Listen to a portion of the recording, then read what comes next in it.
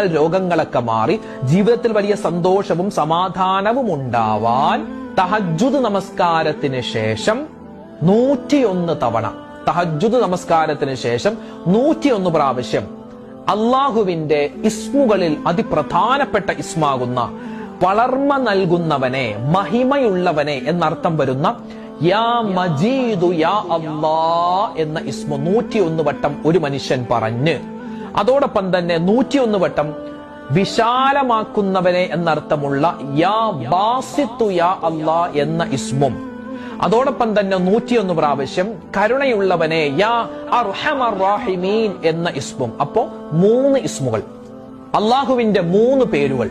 ഈ 3 പേര് ഏത് സമയത്താ പറയേണ്ടത്? തഹജ്ജുദ് നമസ്കാരത്തിന് ശേഷം. എത്ര വീതം പറയണം? 101 പ്രാവശ്യം വീതം. ഏതൊക്കെയാണ് ഇസ്മുകൾ?